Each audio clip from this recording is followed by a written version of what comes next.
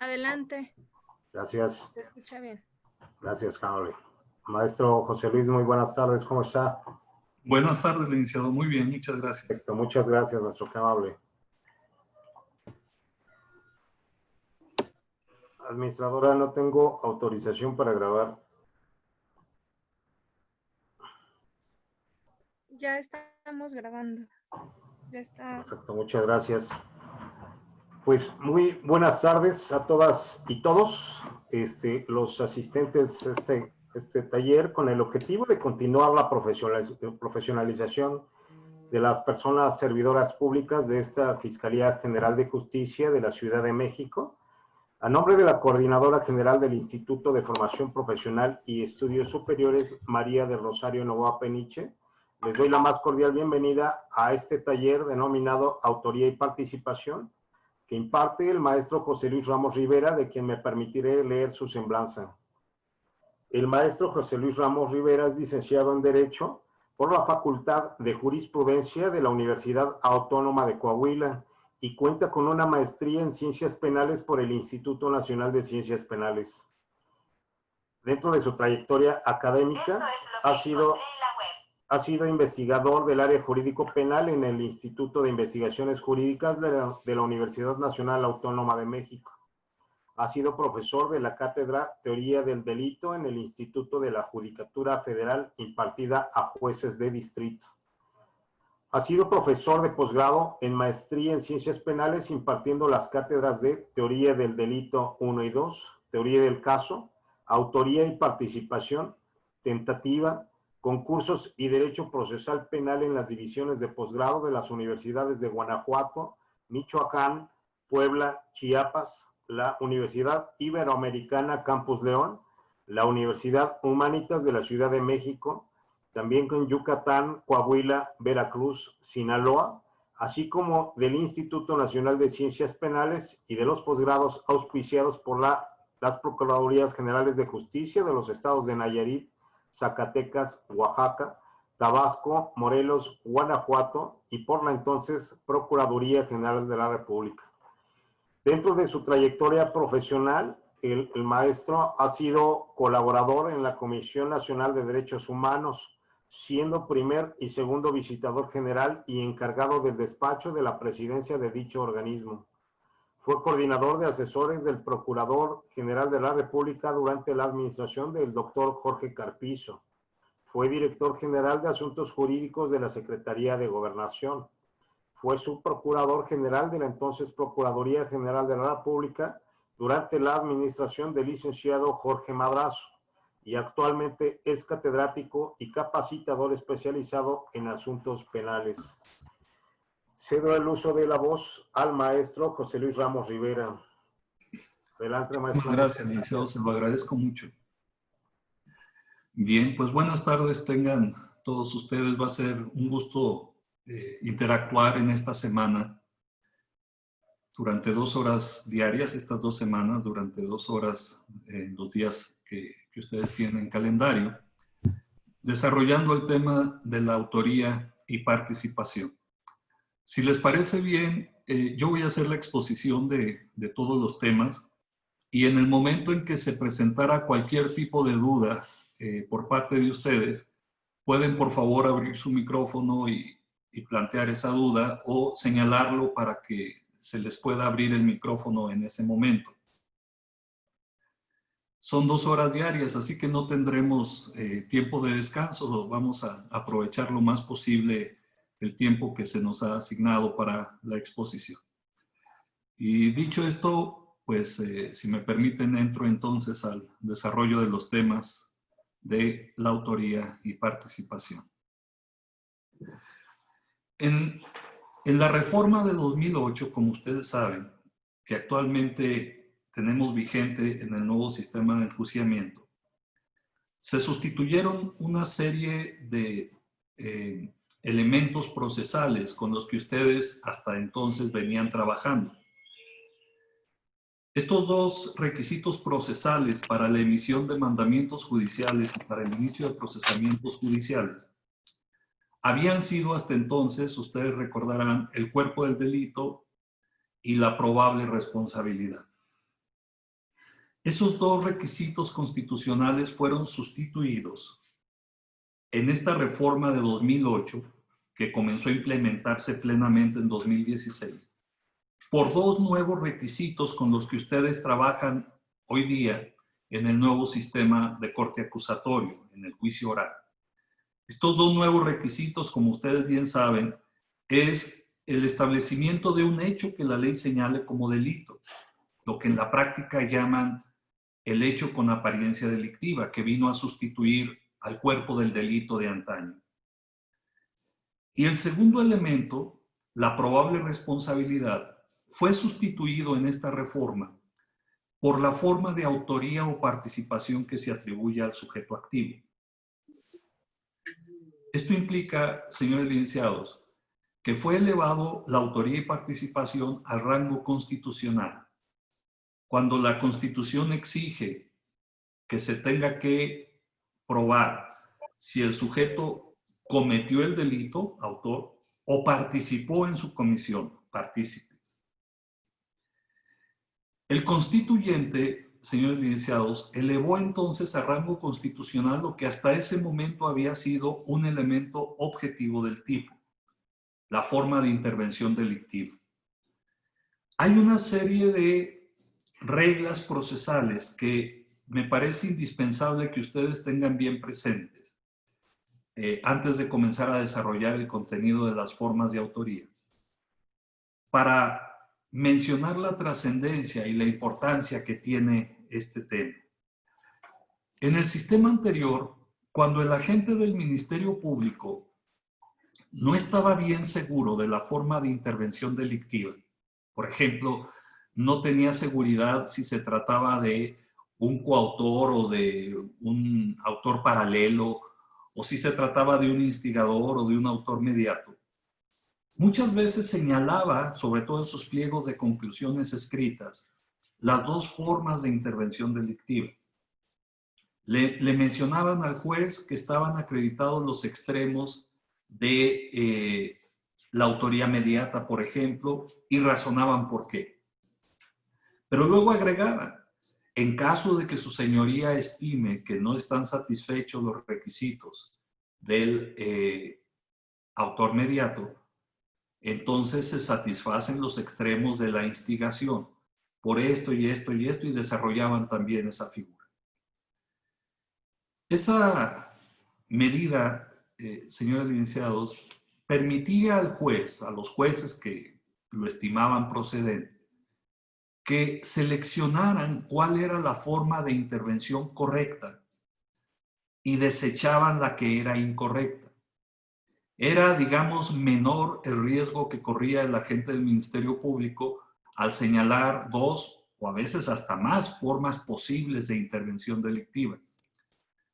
En el sistema acusatorio esto ya no va a ser posible, señores licenciados. En el sistema acusatorio, el juzgador, si no concuerda, si no coincide con la forma de intervención delictiva que le ha propuesto el Ministerio Público, entonces se verá en la necesidad de absolver o de no vincular a proceso según sea el caso. El juez no puede ya corregir al agente del Ministerio Público, porque si el juez lo hace, se convertiría en un juez de persecución, en un juez de instrucción, en un juez que rompería el equilibrio procesal, perdería la imparcialidad. El juez entonces no puede perfeccionar técnicamente la forma de intervención que el Ministerio Público haya señalado. Esto es algo muy importante porque entonces obliga al agente del Ministerio Público a ser muy preciso en el señalamiento de la forma de intervención delictiva que le quiera o le vaya a atribuir al sujeto. No puede entonces el agente del Ministerio Público operar como antes lo hacía, señalando dos o hasta más formas de intervención delictiva. Solo puede señalar una. Si señala más de una, señores licenciados, incurrirá entonces en una imprecisión técnica en la acusación, que el juez, les repito y les recalco, les enfatizo mucho, el juez no puede corregir. Porque si el juez corrige la forma de intervención delictiva, si por ejemplo ustedes solicitan la vinculación a proceso considerando que el sujeto es un instigador y el juez señala que no se trata de un instigador, pero que en cambio sí se trata de un autor mediato y vincula a proceso por una forma de intervención delictiva diferente a la que señaló el Ministerio Público, ese juzgador estará violando garantías, estará perfeccionando la imputación ministerial. Desde luego esto sucede también en la audiencia final. Ustedes seguramente en otros cursos analizarán las oportunidades procesales que tendrán para modificar la forma de autoría o participación que le atribuyan al sujeto. Lo que no puede suceder es que estén ustedes confiados a que si no atribuyen una forma correcta de intervención, entonces el juez se las va a corregir. Eso, señores licenciados, no va a suceder, porque si lo hace, les reitero, el juez violaría derechos fundamentales. Así, el agente del Ministerio Público debe tener muy buen manejo de la forma de autoría o participación. Los abogados litigantes es uno de los primeros temas que revisan, es uno de los primeros temas que atacan, porque saben que si el Ministerio Público hierra en el señalamiento, su oportunidad para absolver a sus representados se incrementará notablemente. Así entonces, sentado eso, vamos a comenzar a revisar las formas de intervención delictiva. Me gustaría hacerles un par de precisiones muy importantes antes de desarrollarlo. Primero, no es posible, señores licenciados, que una persona en un mismo acto tenga dos formas de intervención delictiva. Eso no puede darse, eso implica una imprecisión en la acusación. No podemos señalarle a una persona que tiene el carácter, por ejemplo, de cómplice y después señalarle que tiene el carácter de autor simultáneamente en el mismo hecho. Normalmente puede mutar, jóvenes, una persona su intervención, iniciar, por ejemplo, como cómplice y durante la secuela de los hechos, mutar a ser autor o coautor. Eso sí puede suceder. Y el Ministerio Público tiene las herramientas procesales para reconsiderar la forma de intervención, reclasificar la forma de intervención. Pero lo tiene que hacer el Ministerio Público, no puede hacerlo el juzgador. No lo puede hacer en primera instancia, no lo puede hacer el Tribunal Superior en el desahogo de cualquier recurso interpuesto, porque, les repito, estarían entonces adoptando una postura ministerial, se estarían convirtiendo en jueces persecutores de delitos, y no ese es el papel. Ni siquiera es posible, señores licenciados, que el juez cambie la forma de intervención delictiva sin modificar los hechos. Esa frontera dejó de estar vigente. El juez no puede modificar la forma de intervención porque se trata de un requisito constitucional que el Ministerio Público debe señalar con toda precisión. Sentado esto, vamos entonces a comenzar el desarrollo de nuestro tema. Primero vamos a establecer las diferencias entre autores y partícipes. ¿Cuál es la diferencia entre un autor y un partícipe? Técnicamente, ¿en dónde encontramos la diferencia entre ambos? En la doctrina encontramos muchos parámetros para distinguirlos, pero el que hemos adoptado en México, en la práctica forense de México, señores licenciados, es el llamado dominio del hecho. En México hemos adoptado la teoría del dominio del hecho para distinguir entre autores y partícipes. ¿En qué consiste la teoría del dominio del hecho para hacer esa distinción? Afirmamos que los autores, cualquiera que sea su forma de autoría, tienen el dominio del hecho. Los partícipes, a pesar de intervenir en el delito, no tienen el dominio del hecho. Esa es la gran distinción que tenemos entre autores y partícipes, jóvenes, el dominio del hecho. Los autores tienen el dominio del hecho, los partícipes no tienen el dominio del hecho. ¿Y qué entendemos? ¿Qué es el dominio del hecho? Normalmente conceptualizo esa figura de la siguiente manera, jóvenes. El dominio del hecho es la potestad decisoria que tiene el autor para decidir entre seguir adelante con el delito o detenerlo. Es la potestad decisoria para decidir entre la continuidad o la frustración del delito. Solo los que tienen el carácter de autores, señores licenciados, tienen el dominio del hecho.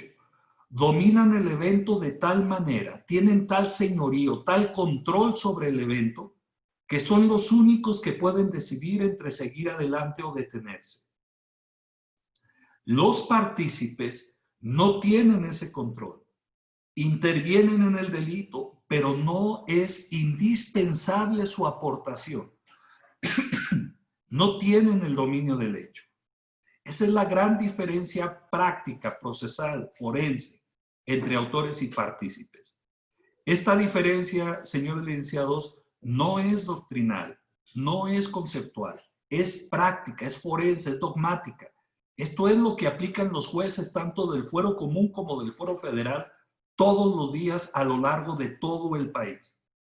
Esa es la gran diferencia entre autores y partícipes en la práctica, el dominio del hecho, la potestad decisoria, el control, el señorío sobre los hechos para seguir adelante o detenerse. Sentado eso, vamos ahora a señalar cuáles son las formas de autoría y participación que existen en el sistema mexicano.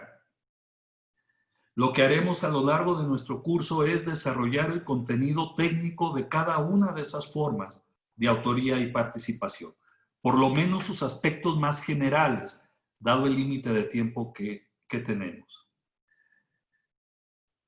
Las formas de autoría tradicionales, clásicas, las denomino así porque existen en México con las casi con las mismas características que existen en otras partes del mundo. Y en tal virtud, ustedes pueden consultar obras, doctrina, tratados, manuales de cualquier otra parte del mundo sobre esas figuras y lo que ahí lean, lo que ahí visualicen, les será útil para su práctica forense. Estas formas tradicionales o clásicas de autoría son las siguientes. La primera, el llamado autor inmediato. El autor inmediato. Ustedes le llaman en su práctica forense autor material o autor directo. La doctrina le llama autor inmediato. Número 2, el autor mediato. Y número 3, el coautor. Repito entonces, son tres formas tradicionales y clásicas de autoría. El autor inmediato o material, el autor mediato y el coautor. Además de estas formas de autoría, existen dos formas clásicas de participación. La instigación es la primera de ellas, la instigación, también llamada inductor. El Código de la Ciudad de México le llama determinador. Todas son expresiones que son sinónimos, jóvenes. Inductor, instigador o determinador. Y la segunda forma es el cómplice. El Código Penal de la Ciudad de México le llama auxiliador. Así tenemos las primeras 5 formas tradicionales de autoría y participación. Esas 5 formas tradicionales, clásicas de autoría y participación, les repito, las pueden consultar en cualquier obra extranjera y les va a dar características técnicas muy similares a las que se sostienen en México. Pero además de esas 5 formas de intervención delictiva, existen otras 4 formas de intervención. Que estas 4 que les voy a mencionar son muy propias del sistema mexicano, son muy domésticas, les llamo yo. Porque en otras partes del mundo, jóvenes, no existen algunas de ellas, y en donde sí existen, tienen características completamente diferentes a las características que les damos en México. Por eso, respecto de estas 4 formas de intervención delictiva que les voy a mencionar, mi sugerencia es que ustedes consulten doctrina nacional o jurisprudencia. Las obras extranjeras no les serán muy útiles respecto de estas formas de intervención, porque no las van a encontrar en obras extranjeras o porque si las encuentran, tendrán características diferentes a las que sostenemos en México. Estas 4 formas especiales de intervención delictiva son las siguientes. La primera de ellas, el autor intelectual. El autor intelectual. La siguiente, el autor indeterminado, también llamado por la doctrina, señores licenciados, cómplice correspectivo. El autor indeterminado y el cómplice correspectivo son la misma figura. Vamos a establecer aquí las diferencias cuando llegue el momento. Semánticas, ¿por qué se le llama autor indeterminado? ¿Por qué se le llama cómplice correspectivo si se trata de la misma figura? La tercera figura es el autor de delito emergente. Autor de delito emergente. Y finalmente, la última figura es el agente provocador. El agente provocador, señores licenciados, tiene una serie de manifestaciones especiales. Tenemos el agente infiltrado, el agente encubierto y las entregas controladas. Esta última figura, el agente provocador, opera exclusivamente para temas de delincuencia organizada. No tiene un fundamento para temas de delincuencia convencional. Si el tiempo nos alcanza, vamos a desarrollar las características más generales de esta forma de intervención delictiva, que son muy peculiares, señores licenciados, son un islote. En cambio, las otras conforman las formas de autoría y participación técnicas que existen en México, que existen en nuestro país. Esas son todas las formas de intervención delictiva que existen en nuestro queridísimo país, señores licenciados. No existe ninguna otra. Así, ustedes como agentes del Ministerio Público, si proceden contra una persona, necesariamente, inevitablemente, tienen que imputarle, tienen que señalarle una forma de intervención delictiva, como autor o como partícipe, pero le tienen que especificar una forma de intervención delictiva. Noten cuáles son las formas de autoría y participación que existen en la ley, señores licenciados. No hay ninguna otra. Hay una serie de expresiones que ustedes utilizan en su práctica, pero que lo hacen solamente para comodidad de la expresión, no porque tengan algún fundamento. Me refiero, por ejemplo, a la expresión copartícipe. El copartícipe no existe, señores licenciados. No es una forma de intervención delictiva. Se le denomina copartícipes a los sujetos cuando son varios y tienen diferente forma de intervención para no estar repitiendo constantemente. Por ejemplo, si tenemos 3 coautores y 4 cómplices, hablamos de todos ellos en conjunto como copartícipes, pero no porque la coparticipación sea una forma de intervención delictiva. Esa no existe, joven. Normalmente, muchos abogados usan la palabra copartícipe para escapar de la obligación de señalar una forma de autoría o participación concreta porque no la tienen en ese momento identificada, porque no saben, pues, cuál es la forma de intervención. Así que para no tener que señalar si se trata de un instigador o de un coautor o de autores paralelos, les denomina copartícipes.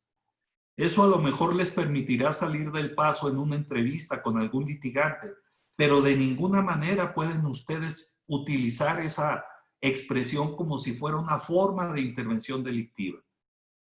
La defensa les va a pedir una aclaración, el juez mismo les va a pedir una aclaración. No existe como tal. La Suprema Corte en jurisprudencia utiliza el término copartícipe, pero lo usa para referirse a varias formas diferentes de intervención delictiva, no para referirse a una forma de intervención, porque no está en la ley, jóvenes. Las únicas formas de autoría y participación que existen en la ley son las que les he mencionado hasta ahora. Son en general 9 formas. Las voy a repetir muy rápidamente. El autor inmediato o material o directo. El autor mediato. El coautor. Esas son formas tradicionales de autoría. Las formas tradicionales de participación son el instigador o inductor y el cómplice o auxiliador. Formas especiales de autoría o participación tenemos el autor intelectual, el autor indeterminado o cómplice correspectivo, el autor de delito emergente y el agente provocador. Esas son todas las formas de autoría y participación que tienen un fundamento en la ley. Lo que vamos a hacer ahora y a lo largo de este curso, señores licenciados, es ir desarrollando los aspectos técnicos más importantes, más sobresalientes de cada una de esas figuras, para darles herramientas y que ustedes estén en condiciones de identificar con mayor facilidad qué carácter le corresponde a cada uno de los sujetos que ha intervenido en un delito. Vamos a empezar entonces por la autoría inmediata o autoría material. El código define esta forma de intervención delictiva, señores licenciados, diciendo que es autor de un delito el que lo realice por sí. El que lo realice por sí, el que lo lleve a cabo por sí mismo. Ese es el autor inmediato o material o directo. Se trata en la práctica entonces del sujeto que materializa la conducta típica, realiza por sí mismo la conducta típica. Ese es el autor inmediato o directo. Lleva a cabo él mismo la conducta típica. Si ustedes se fijan, todos los tipos penales están redactados a partir de esta figura de autoría. Sucede que el legislador tenía que elegir una forma de autoría para redactar los tipos penales. No podía el legislador estar redactando tipos penales acordes a cada forma de intervención delictiva. Por ejemplo, que dijera el legislador, comete el delito de homicidio, número 1, el que priva de la vida a otro. Número 2, el que se sirve de un tercero para privar de la vida a otro. Número 3, los que conjuntamente priven de la vida a otro. Número 4, los que instiguen al autor a privar de la vida. Número 6, nunca terminaríamos, tendríamos un código de miles de hojas. Así que el legislador, para no estar redactando un tipo penal con cada forma de autoría, eligió solo una de ellas para redactar los tipos penales. Y la forma que eligió es justamente la autoría inmediata o directa. Todos los tipos penales están redactados a partir de la autoría inmediata. Esto nos lleva, señores licenciados, a establecer un primer principio de la autoría inmediata. Todos los tipos penales admiten la autoría inmediata. Es un principio que suena muy elemental, pero tiene una gran trascendencia. Si todos los tipos penales están redactados a partir de la autoría inmediata, luego entonces todos los tipos penales admiten la autoría inmediata.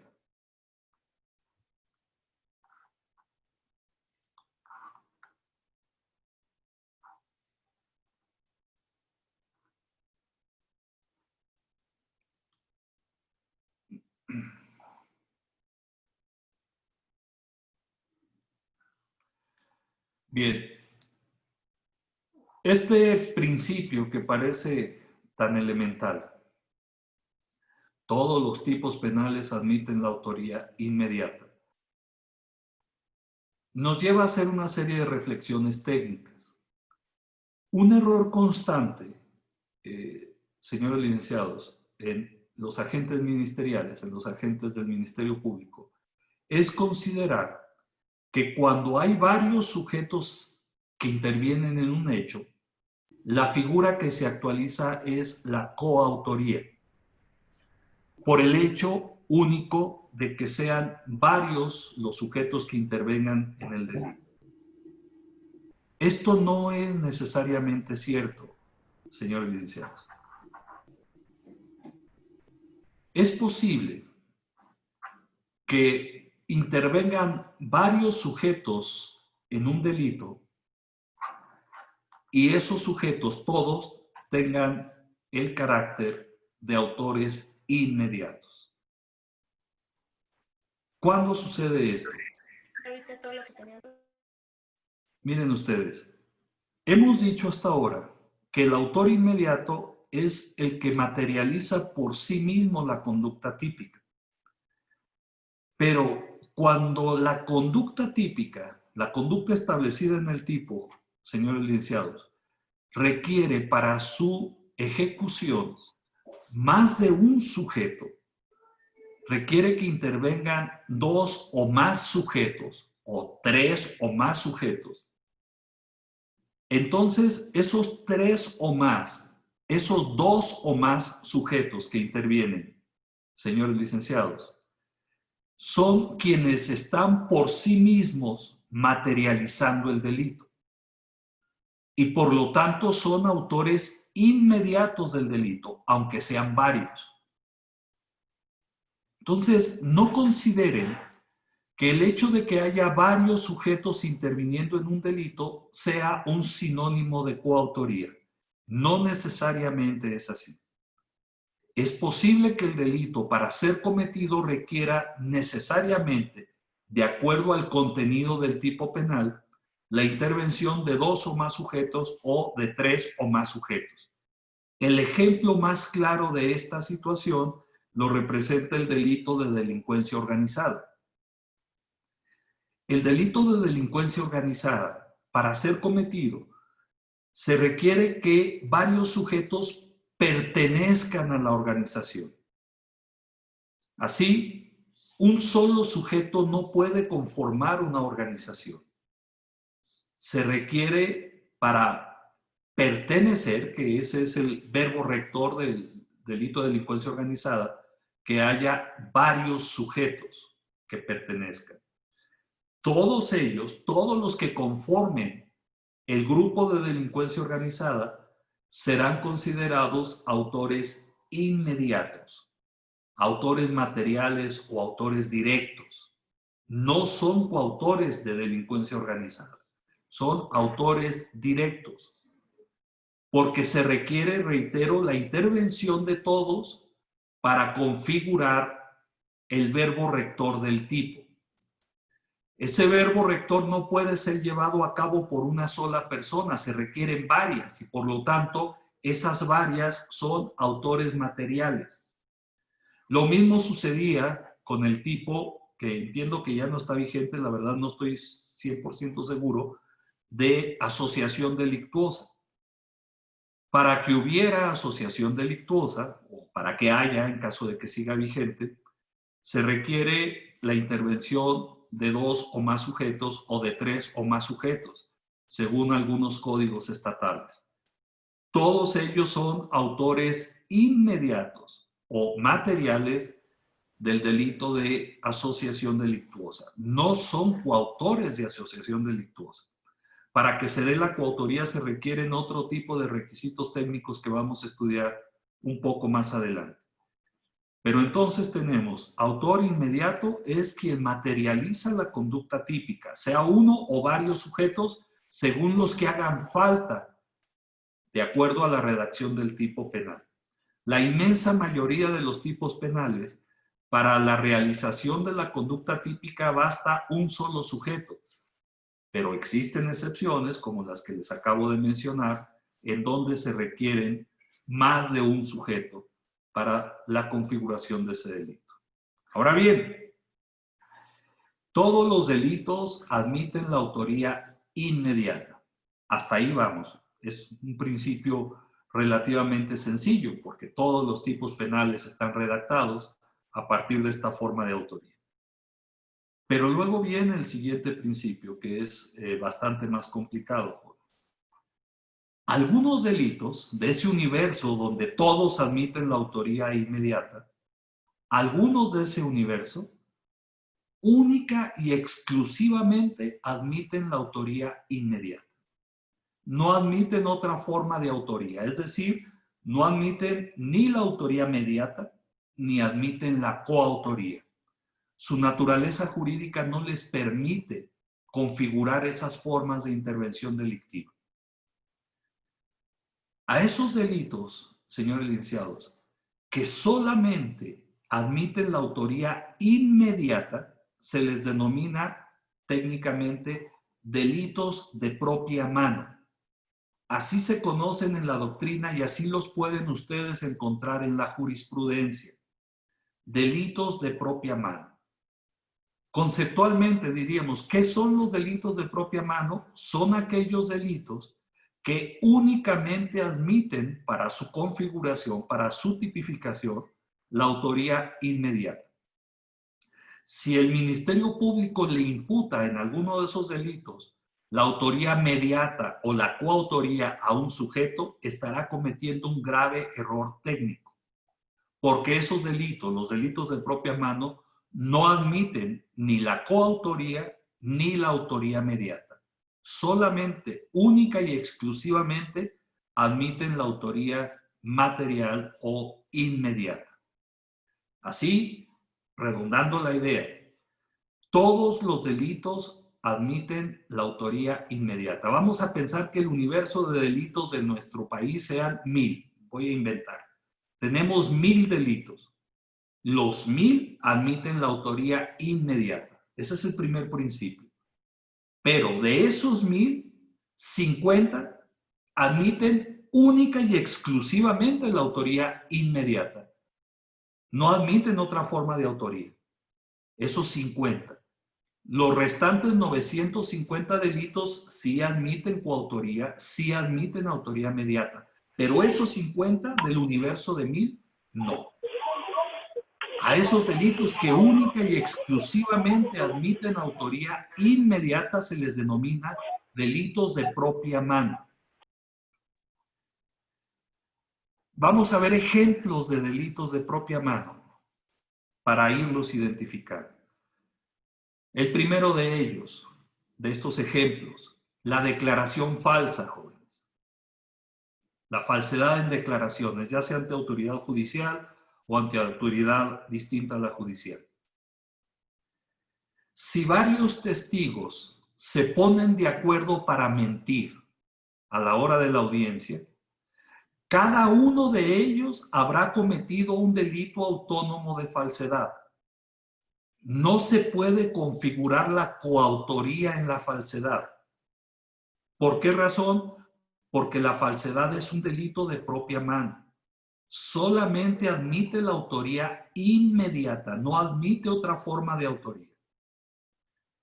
Ese es un primer ejemplo de delitos de propia mano, de delitos que sola y exclusivamente admiten la autoría material, la falsedad. Segundo ejemplo, señores licenciados, la violación. La violación es un delito de propia mano. No puede haber coautoría en la violación. No puede haber autoría mediata en la violación. Solamente cuando ustedes procedan contra un sujeto por violación, la única forma de autoría que le pueden imputar es la autoría inmediata, la que estamos revisando en este momento. Nunca vayan a tratar de imputarle a un grupo de violadores la coautoría de violación. Eso no existe, eso no puede sustentarse técnicamente, porque la violación es un delito de propia mano. Y eso nos lleva a preguntarnos entonces, ¿en dónde encuentro los delitos de propia mano? ¿Hay una lista, hay un artículo que me diga estos son los delitos de propia mano? La respuesta es no. No están catalogados, jóvenes. No hay un artículo ni una ley que los contenga. ¿Cómo los descubrimos entonces? Lo vamos descubriendo en la práctica a partir de la jurisprudencia. Sí. Déjenme explicarles esto. Hace a lo mejor unos 20 o 25 años, el delito de violación, que hoy en día es considerado delito de propia mano, no era considerado así, hace 20 años. Seguramente algún compañero de ustedes, algún agente del Ministerio Público, procedió, consignó y acusó después a un grupo de violadores y los consideró como coautores de violación. Seguramente el abogado defensor presentó su defensa alegando que el delito de violación era por su naturaleza un delito de propia mano y promovió un amparo al respecto y lo ganó, señalándose entonces un precedente de jurisprudencia. ¿Qué significa que sea delito de propia mano? Nuevamente le reitero. Quiere decir que solo se admite la autoría material o inmediata, directa. Y ustedes me podrían decir, bueno, ¿y qué pasa si varios sujetos intervienen en la violación? Por ejemplo, dos sujetos. Un sujeto somete a la víctima, la detiene, mientras otro sujeto le impone violentamente la cópula. Y luego cambian de posición. ¿Qué pasa? ¿No son coautores de violación? La respuesta es no, joven. Cada uno de los sujetos habrá cometido un delito de violación y cada uno de los sujetos habrá incurrido como cómplice en otro delito diferente llevado a cabo por otro sujeto. ¿Sí? Es decir, el hecho de que se hayan cambiado de lugar implica que se consumó la violación del primero con ayuda del segundo. Ahí tenemos un delito de violación y un cómplice. Se cambian de lugar y entonces comienza un segundo delito, un nuevo delito, en donde tendremos un nuevo violador y un nuevo cómplice. No podemos, les reitero, considerarlos coautores, porque la violación es considerada hoy día un delito de propia mano que solamente admite la autoría inmediata o material o directa. Ojo, esto es muy importante, señores licenciados. El hecho de que solamente admita la autoría inmediata y no admita otras formas de autoría, no quiere decir que no admita las formas de participación. Sí, los delitos de propia mano sí admiten las formas de participación, que son la instigación y la complicidad, pero no admiten otras formas de autoría que no sean la autoría material, directa o inmediata. Otro ejemplo de delitos de propia mano, delitos que únicamente admiten la autoría inmediata, lo representan, esto es muy importante, señores licenciados, la totalidad de los delitos culposos. Todos los delitos culposos son delitos de propia mano. Esto quiere decir que todos los delitos culposos pueden ser perseguibles única y exclusivamente como autores inmediatos en cuanto a las formas de autoría. Solo como autores inmediatos. No existe la coautoría en los delitos culposos, jóvenes. No existe la autoría mediata en los delitos culposos. Los delitos de propia mano los delitos culposos son delitos de propia mano. Solamente, única y exclusivamente admiten la autoría inmediata, esta que estamos revisando, los que realicen por sí. Si varios sujetos incurren en la violación a un deber de cuidado, cada uno de ellos debe responder por su propio descuido. No hay un descuido colectivo, jóvenes. Eso no existe. No hay coautoría en los delitos culposos. Nunca vayan a buscar imputar a un grupo de descuidados la coautoría en un delito culposo, porque eso, les reitero, implicaría una imprecisión técnica. Todos los delitos culposos son delitos de propia mano. Solamente admiten la autoría inmediata. Por eso en su código, cuando ustedes revisen la culpa, el concepto de culpa, dice palabras más o palabras menos, que se trata de la violación a un deber de cuidado que le era personalmente exigible al sujeto. Personalmente exigible. Eso quiere decir que el análisis de autoría en los delitos culposos se hace persona por persona. Cada sujeto debe haber incurrido en la violación a un deber de cuidado. No hay coautoría, no hay autoría mediata. Es solamente autor inmediato. Entonces vean, el principio que estamos desarrollando ahora es el llamado principio de delito de propia mano. Hemos dicho, todos los delitos admiten la autoría inmediata o material, pero algunos de esos delitos únicamente admiten esa forma de intervención delictiva, la inmediata o material. No admiten ninguna otra forma de intervención, solamente esa, solo la autoría inmediata o material o directa. Hasta ahora, si alguien tuviera alguna duda, les repito, ya sé que pues, no los puedo ver a todos, no, la gran mayoría no puedo verlos, pero pueden activar su micrófono en cualquier momento y formular la pregunta o pedirme que repita el punto si no he sido suficientemente claro. Si tengo de pronto alguna falta de claridad, con toda confianza háganmelo saber y con muchísimo gusto repito el tema o ejemplifico de otra manera el tema. Esa es, pues, la autoría inmediata o material o directa. Es la que menos problema genera, jóvenes. Es la más conocida de las formas de intervención delictiva. La autoría inmediata. Vamos ahora a estudiar la segunda forma de autoría, sus características técnicas. Es una forma más complicada, jóvenes. Cada vez vamos a ir yendo a formas más difíciles y más complicadas de intervención. La que acabamos de ver es la más sencilla. Es, digamos, la más fácil. Vamos ahora a ver una más complicada, la autoría mediata. La autoría mediata.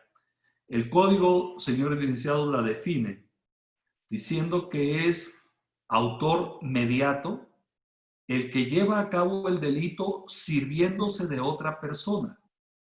Es autor mediato el que lleva a cabo el delito, el que realiza el delito sirviéndose de otro.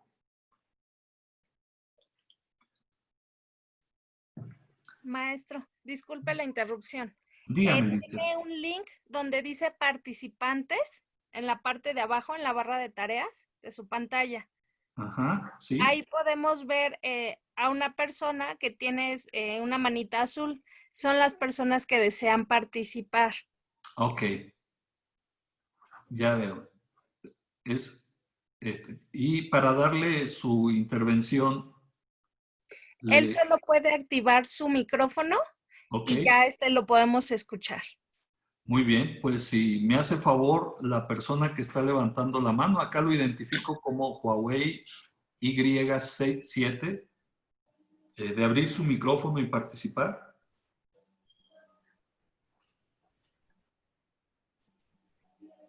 De hecho, veo que tiene abierto su micrófono según la imagen que tengo aquí.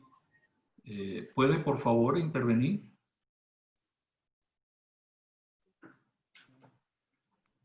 Bueno, parece que no. ¿Hay alguien más que quisiera intervenir? En el momento que quieran hacerlo, pueden activar su micrófono y comenzar su participación con mucho gusto.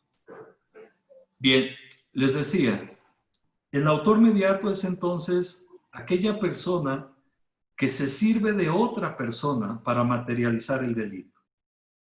En términos muy coloquiales, señores licenciados, el autor mediato es aquel sujeto que quiere delinquir, quiere llevar a cabo el delito, pero no quiere ensuciarse las manos. No quiere realizar él la conducta típica, quiere que otra persona la realice por él, la lleve a cabo por él. Así, el autor mediato utiliza a otro sujeto para materializar el delito. La doctrina suele llamar al autor mediato el hombre de atrás, mientras que a la persona de quien se sirve, a la persona que utiliza, le denomina el hombre del frente. Tenemos entonces que el autor mediato utiliza a otra persona para que esa otra persona materialice la conducta típica. La persona usada se encuentra al servicio del autor mediato.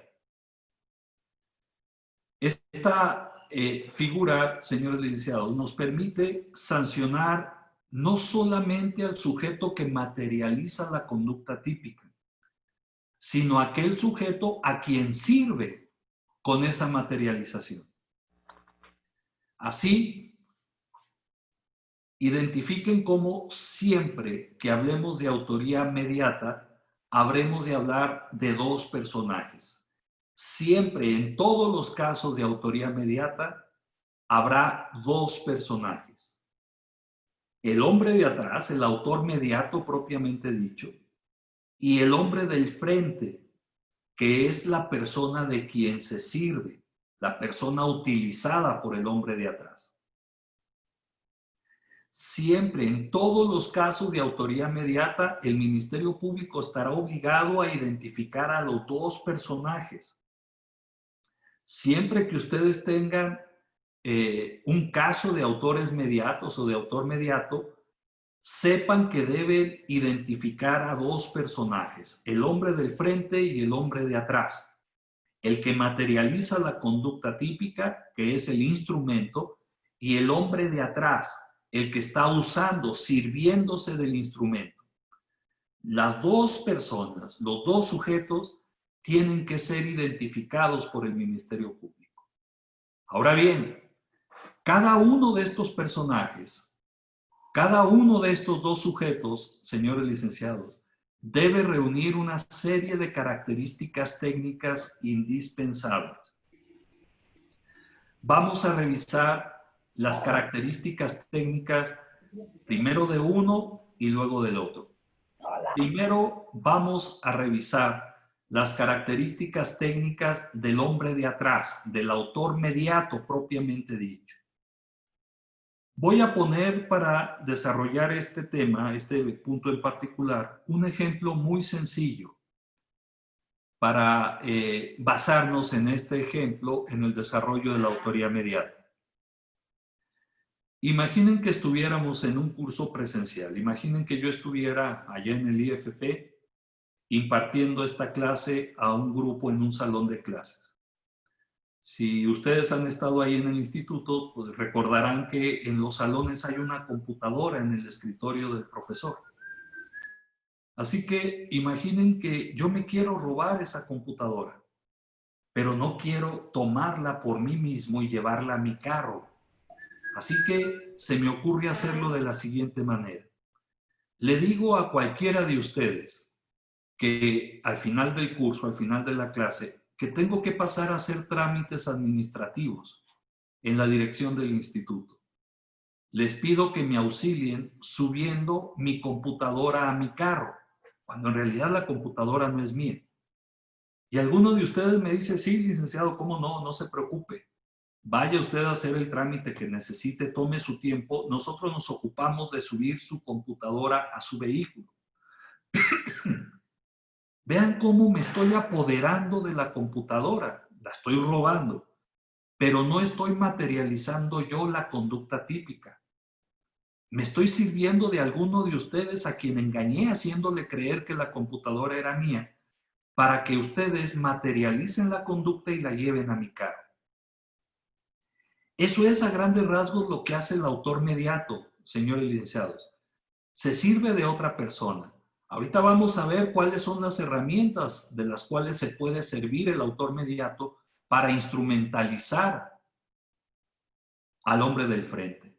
Primero, a partir de ese ejemplo, vamos a desarrollar las características técnicas que debe reunir primero el autor mediato, el hombre de atrás. En primer término, señores licenciados, dado el concepto técnico, dogmático del autor mediato, el que se sirve de otro para cometer el delito, nos preguntamos, ¿es posible que alguien se sirva de otro para cometer el delito culposamente? ¿Será posible que alguien por error utilice el servicio de otra persona? Como que eso no tiene mucho sentido. Decir que una persona comete un delito cuando se sirve de un tercero nos sugiere claramente la necesidad del dolo. Todos los casos de autoría mediata, señores licenciados, son dolosos. Todos. Siempre que ustedes procedan contra una persona como autor mediato de un delito, tengan presente que le tienen que atribuir el dolo. Cualquiera de las clases de dolo que existen, dolo directo o dolo eventual, pero le tienen que atribuir el carácter doloso de su intervención. Esto reafirma lo que hace un momento decíamos respecto a los delitos culposos, que no admiten otra forma de intervención delictiva sino la autoría inmediata. Aquí estamos viendo que no admiten la autoría mediata los delitos culposos. Lo estamos reafirmando. ¿Por qué razón no admiten la autoría mediata los delitos? Sí, perdón, ¿alguien quiere participar? Sí, licenciada. ¿Quiere intervenir? Señores licenciados, ¿alguno de ustedes quisiera intervenir? Abrió su micrófono con toda confianza. ¿No? Ok. Bien, les decía, la estructura misma del delito, perdón, de la autoría mediata, en cuanto a que un sujeto utiliza a otro sujeto para la comisión delictiva, nos impone la necesidad del dolo. Ya sea dolo directo o dolo eventual, pero es indispensable que haya dolo. Necesitamos el dolo para poder afirmar la autoría mediata. Esa es una primera característica subjetiva del hombre de atrás, señores licenciados. Actúa dolosamente. El instrumento, en cambio, lo vamos a ver más adelante, pero en cambio el instrumento, en la mayoría de los casos, actúa sin dolo.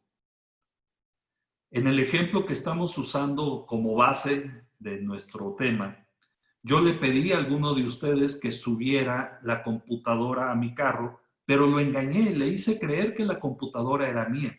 Así que esa persona actúa sin dolo. No está consciente de que está siendo utilizado para el apoderamiento de una cosa mueble ajena, es decir, para la consumación de un robo. Está bajo la falsa apreciación de que la computadora es de mi propiedad cuando en realidad no es así. Entonces, necesitamos el dolo en el hombre de atrás, el dolo en el autor mediato, pero no necesariamente tendremos dolo en el hombre del frente, es decir, en el autor material. Siguiente característica del hombre de atrás, del autor mediato. Puede utilizar al instrumento puede usar al instrumento valiéndose de diferentes medios. ¿Qué medios puede utilizar el hombre de atrás para usar al hombre del frente y configurar la autoría mediata? La primera herramienta de instrumentalización, señores licenciados, es el error. El hombre de atrás induce al error al instrumento o se aprovecha del error en que se encuentra espontáneamente el instrumento. Induzco al error, por ejemplo, cuando le hago creer a mi alumno que la computadora es mía y le pido que la suba a mi carro. Me aprovecho del error, por ejemplo, cuando, imaginen que yo termino la clase y no les digo nada. Me voy a la dirección del instituto a hacer un trámite administrativo y cuando regreso a mi carro, me encuentro a alguno de ustedes que me dice, maestro, olvidó usted su computadora en el salón, pero no se preocupe, ya se la subimos a su carro, ya su computadora está en el carro.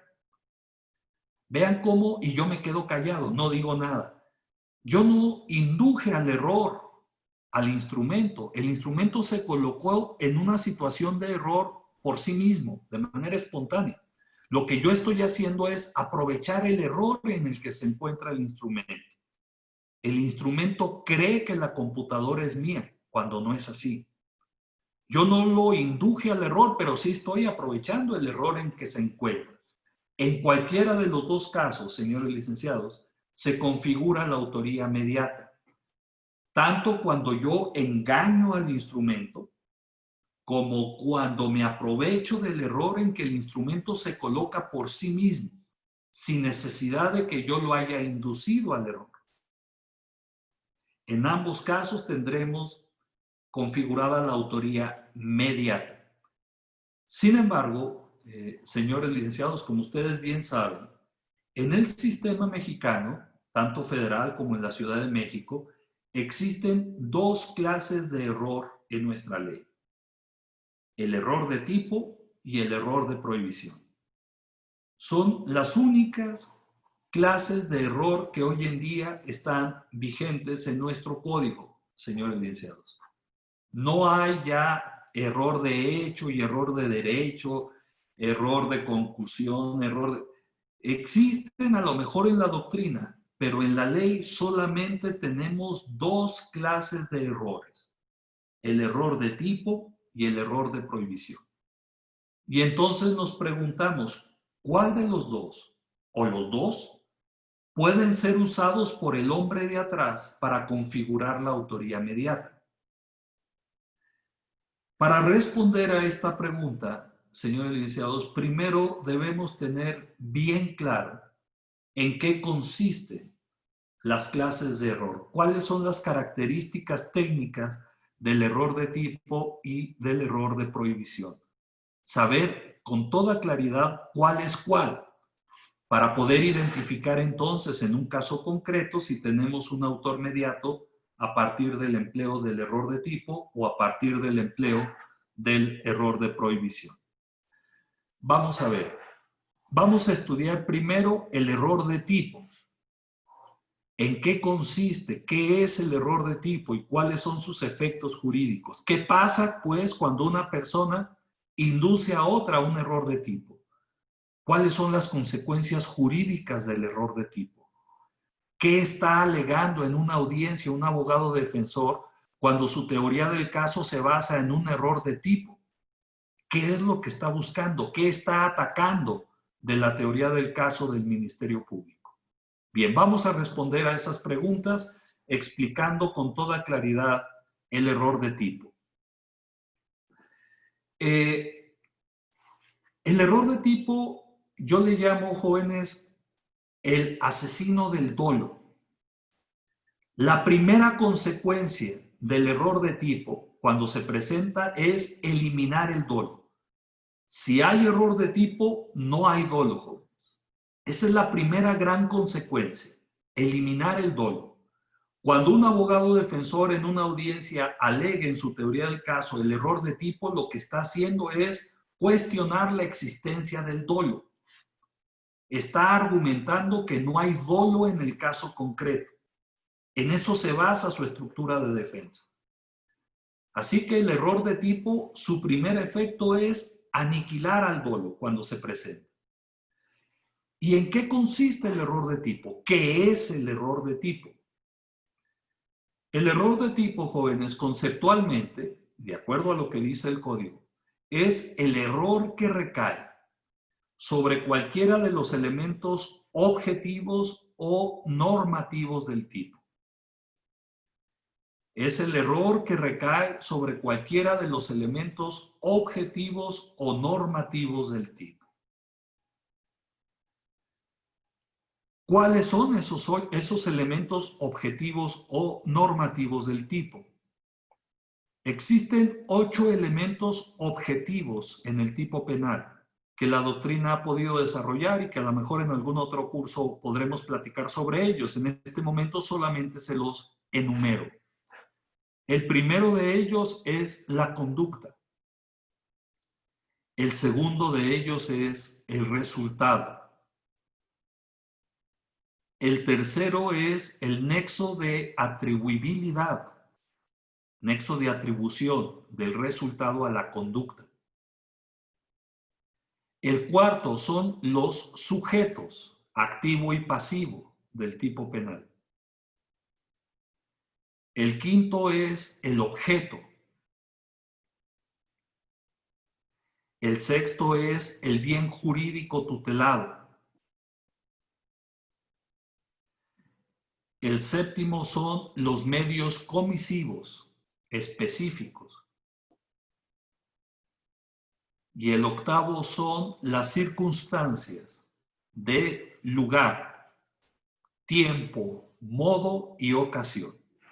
Circunstancias de lugar, tiempo, modo y ocasión.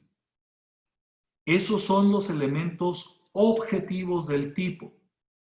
Los elementos normativos, como ustedes lo saben bien, son juicios de valor. Bien, el error de tipo, señores licenciados, es el error que recae en cualquiera de esos 8 elementos objetivos del tipo o en cualquier elemento normativo del tipo. Por ejemplo, un elemento normativo del tipo de robo es que el bien mueble apoderado sea ajeno. Que sea ajeno o que no sea ajeno es un elemento normativo. Yo puedo incurrir en un error de tipo respecto de la ajeneidad de la cosa. Por ejemplo, si llego un día de viaje en el aeropuerto y tomo una maleta pensando que es la mía y resulta cuando llego a casa que era una maleta ajena, que tomé por error una maleta que no era la mía, se parecía y me equivoqué. Entonces, señores licenciados, he cometido un error o en el objeto o en la ajeneidad, según sean las circunstancias del caso. Ese es un error de tipo y por lo tanto no hay dolo en el apoderamiento. Cuando me traigo una maleta por equivocación pensando que es la mía, no hay dolo en ese apoderamiento y por lo tanto no hay robo, joven. Ese es el efecto del error de tipo. Elimina el dolo. Me piden por acá que repita los elementos, el quinto elemento. Muy bien, lo repito rápidamente. Los elementos objetivos del tipo son la conducta, el resultado, el nexo de atribuibilidad entre el resultado y la conducta, los sujetos, el objeto material, el bien jurídico tutelado, los medios comisivos y las circunstancias de lugar, tiempo, modo y ocasión. Así, señores licenciados, el error en cualquiera de esos elementos es un error de tipo que destruye el dolo. Cuando se presenta un error de tipo en la autoría mediata, el hombre de atrás engaña al instrumento respecto de cualquiera de esos elementos que ustedes tienen ahí enumerados. Por ejemplo, si yo en una obra de teatro le doy un arma verdadera a un actor, en la secuela de la obra ese actor le tiene que disparar a otro actor durante la secuela de la obra de teatro. Pero yo, sabiendo eso, le doy un arma verdadera para que verdaderamente mate al otro actor con quien yo tengo rencillas. Y le hago creer que es un arma de utilería, que es un arma de juguete. Engañado por mí, el actor número 1 jala el gatillo y mata verdaderamente al otro actor. Algo que ya sucedió en la vida real, con el hermano de un actor muy conocido de aquí de la Ciudad de México. ¿Qué pasa en ese supuesto? Vean, yo engañé respecto de varios elementos objetivos del tipo a la persona que utilicé, al instrumento, al actor número 1. Lo engañé, por ejemplo, respecto al medio comisivo. Le di un arma verdadera haciéndole creer que era un arma de juguete o de utilería. Lo engañé respecto de la conducta.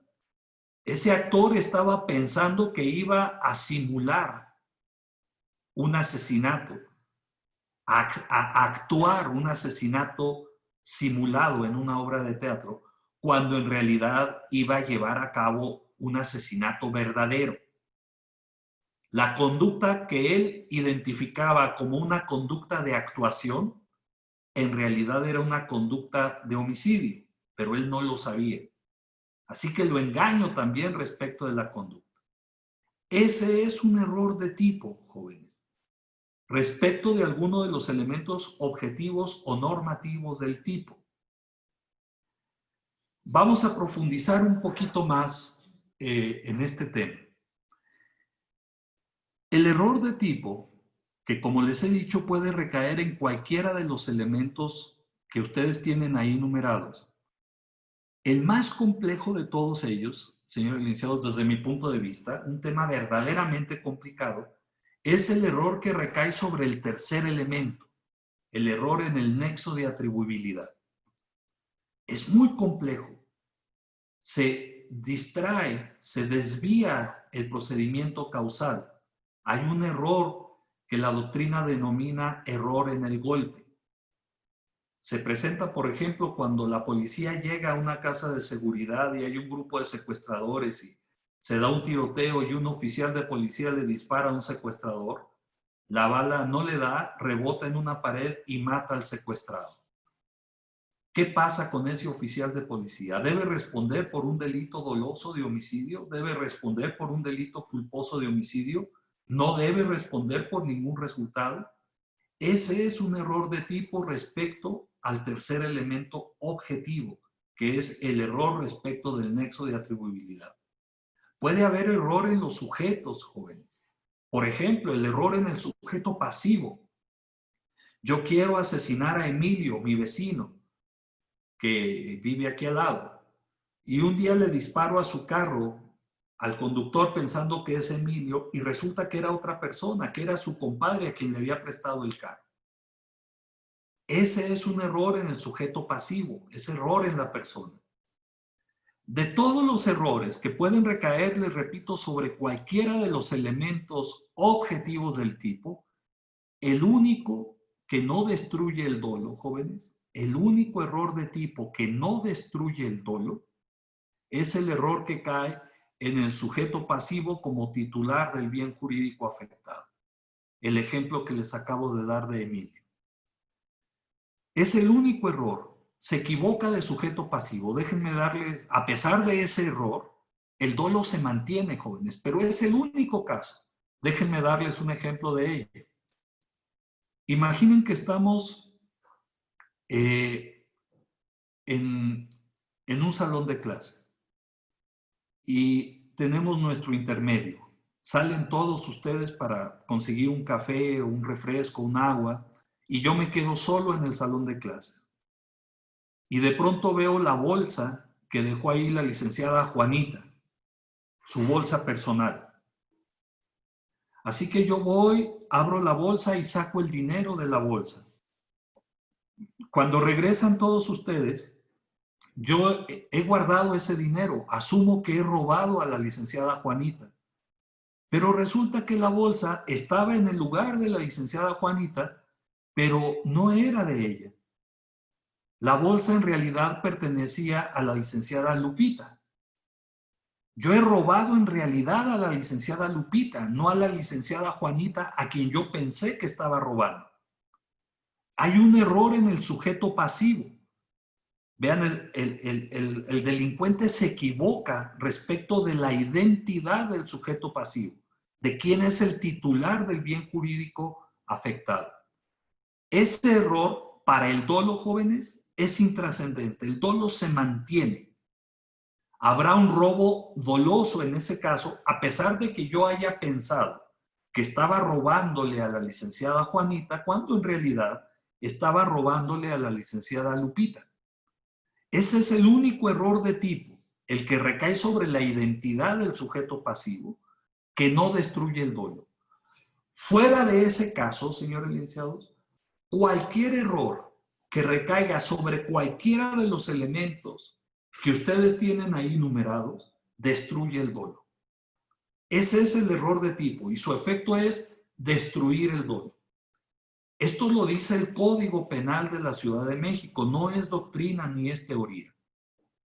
Me piden por acá que haga la diferencia entre la autoría mediata y el partícipe. Lo voy a ir abordando porque son diferencias muy abundantes. Voy a desarrollar la autoría mediata, después voy a desarrollar la instigación más adelante y cuando termine, yo estoy seguro que van a ustedes a tener bien clara la diferencia entre las dos formas de intervención. Para no adelantarme, le pido por favor al señor licenciado Mario Moreno que tenga un poquito de paciencia. Más adelante le aseguro que voy a despejar las dudas. Si después de la exposición quedan dudas, con mucho gusto las abordamos. Bien, les decía entonces, el error de tipo tiene el efecto de destruir el dolo, anula el dolo. Puede recaer sobre cualquiera de los elementos objetivos o normativos del tipo, con la excepción de la identidad del sujeto pasivo. Fuera de ese, si se presenta, aniquila el dolo.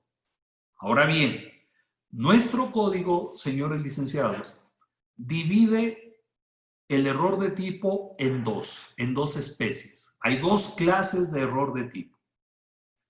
El error de tipo vencible y el error de tipo invencible. Esta clasificación ustedes la encuentran en su código. ¿Qué efectos produce uno y otro? ¿En qué casos hay un error de tipo vencible y en qué casos hay un error de tipo invencible? Bien. El error en que se encuentra una persona, señores licenciados, y que destruye el dolo, puede ser superable o no superable. Es decir, el sujeto, poniendo un poco más de atención, habría podido salir del error en que se encontraba. Entonces, el juez estimará que ese error es superable.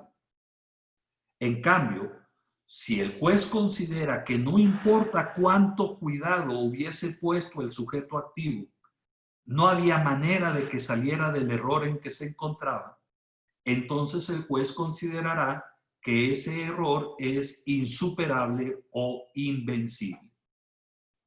Vamos a ver nuestro ejemplo.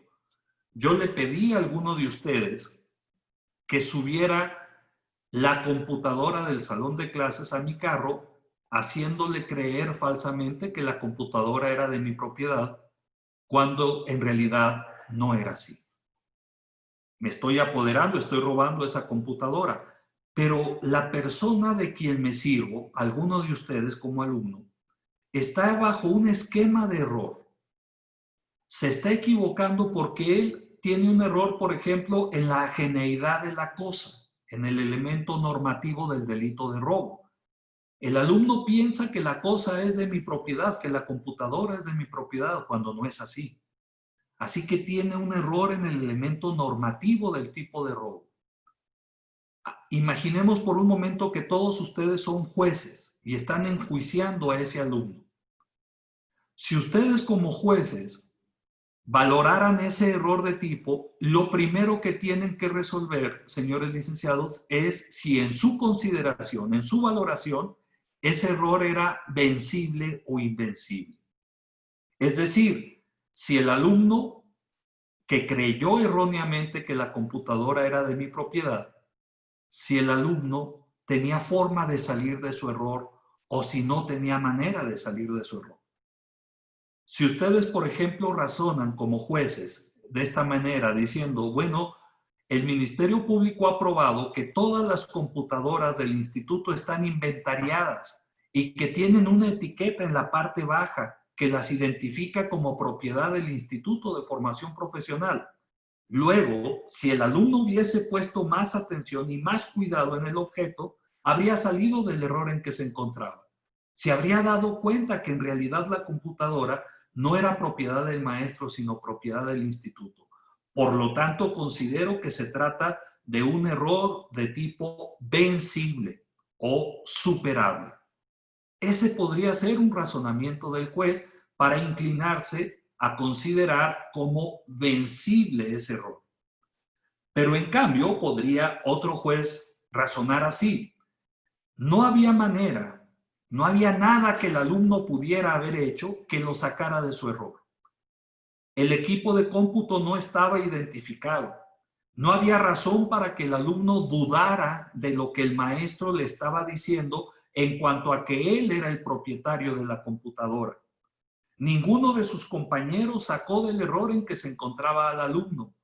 En el pasillo, mientras cargaba la computadora camino al carro, se encontró con varios empleados del instituto y ninguno de ellos le hizo anotación o señalamiento alguno. De tal manera entonces que no había forma de que aquel alumno saliera del error en que se encontraba y por lo tanto yo, juzgador, considero que ese es un error invencible. Vean entonces de qué depende que el error de tipo sea vencible o invencible.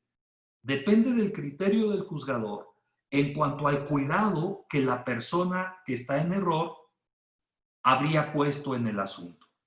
Si el juez considera que con mayor atención aquella persona habría superado el error en que se encontraba, entonces concluirá que el error de tipo es vencible. En cambio, si el juzgador considera que no había manera de que el sujeto activo saliera del error en que se encontraba, entonces el juzgador considerará el error invencible. De eso depende, señores licenciados, del cuidado que se ponga de la posibilidad de salir del error en consideración del juzgador.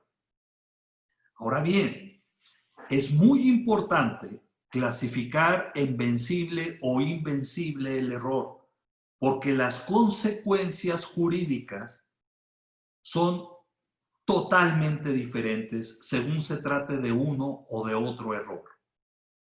El Código de la Ciudad de México dice, palabras más, palabras menos, que si el error de tipo es vencible, es decir, superable, entonces el efecto es anular al dolo, pero dejar subsistente la culpa, en caso de que el delito de que se trate admita esa forma de comisión delictiva. Así, entonces, el error de tipo vencible o superable elimina el dolo. Recuerden, el error de tipo es el asesino del dolo. Elimina el dolo, pero deja subsistente la culpa, la posibilidad, pues, de que el delito se haya cometido culposamente. Siempre y cuando el delito de que se trate admita esa forma de comisión delictiva. ¿Sí me siguen entonces? Si el error de tipo es vencible, el instrumento a quien induje al error habrá cometido un delito culposo siempre y cuando el delito pueda ser culposo. ¿Cómo sabemos si el delito es o no susceptible de cometerse culposamente? ¿Por qué decimos siempre y cuando el delito admita esa forma de comisión? ¿Que no todos los delitos admiten la forma de comisión culposa?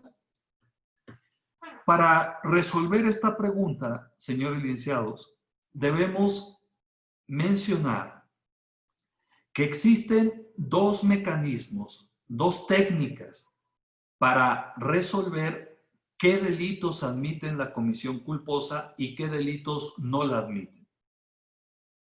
Estas dos técnicas se denominan numerus clausus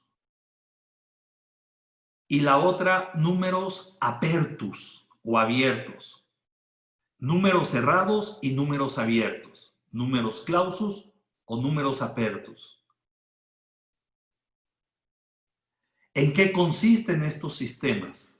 ¿Cuál es la diferencia? ¿Y cuál es el sistema que adopta el legislador de la Ciudad de México? Estos sistemas consisten en lo siguiente, señores licenciados. Números apertus. Todos los delitos admiten la comisión culposa. Esa es la regla. Números apertus. Todos los delitos se pueden cometer culposamente. La otra técnica, números cerrados. Números clausus. Solamente algunos delitos se pueden cometer culposamente. No todos, solo algunos, los que el legislador establezca en una lista. Números clausus. Entonces vean, esos son los dos sistemas que existen. Números apertus, todos los delitos se pueden cometer culposamente. Números clausus, solamente determinados delitos que señale el legislador se pueden cometer culposamente. De esos dos esquemas, números clausus y números apertus, ¿cuál es el que adopta el Código de la Ciudad de México y el Código Federal? Ambos. Adoptamos en México, señores licenciados, el sistema de números clausus, números cerrados. En México, solamente unos cuantos delitos que están catalogados en un artículo son los únicos que pueden ser cometidos culposamente. Números clausus. Si un determinado delito no está en esa lista, señores licenciados, entonces no es perseguible por su comisión culposa. Ustedes como agentes del Ministerio Público solamente pueden imputar la comisión culposa de delitos respecto de aquellos que se encuentran en la lista de números clausus. Perdonen que no les dé el número de artículos, se los daré la próxima clase, no me aprendo de memoria los artículos, pero seguramente ustedes identifican el número de artículo en que podemos leer la lista de los delitos que admiten la comisión culposa. Si alguno de ustedes lo tiene ahí y me hiciera favor de poner el número de artículo en el chat, me ayudaría mucho para compartirlo con sus compañeros. Es una lista en donde hay artículos, jóvenes. No es una lista donde hay nombres de delitos, sino artículos. Más o menos dice el artículo, podrán ser cometidos culposamente los delitos establecidos en dos puntos de aparte y viene una lista. Artículos número tal, tal, tal, tal y tal. O sea, viene una lista de artículos de tipos penales. Me dicen acá que es el artículo 246 y el artículo 76. En el 76 se ordena, según recuerdo, los números clausus, pero la lista de delitos es lo que les pido que me ayuden. No sé si está en el 76, la lista de artículos de los delitos que se pueden cometer culposamente. Bien. Esa es entonces la consecuencia cuando el error de tipo, que reitero es el error que recae sobre los elementos objetivos o normativos del tipo, es vencible. Cuando es vencible el error de tipo elimina el dolo, pero deja abierta la posibilidad de la comisión culposa del delito. ¿De qué depende esa posibilidad? De que el delito de que estemos hablando se encuentre en la lista de los números clausus. Se encuentra en la lista de delitos que el legislador señaló como aquellos que se pueden cometer culposamente. Recuerden, si no está en esa lista, señores licenciados, ningún delito puede ser perseguible por su comisión culposa. Tiene que estar en esa lista. La única excepción, la única posibilidad de perseguir un delito culposo sin que esté en esa lista es que esté tipificado a la comisión culposa por sí misma, o sea, que sea un tipo penal, como sucede, por ejemplo, con el delito de encubrimiento por receptación.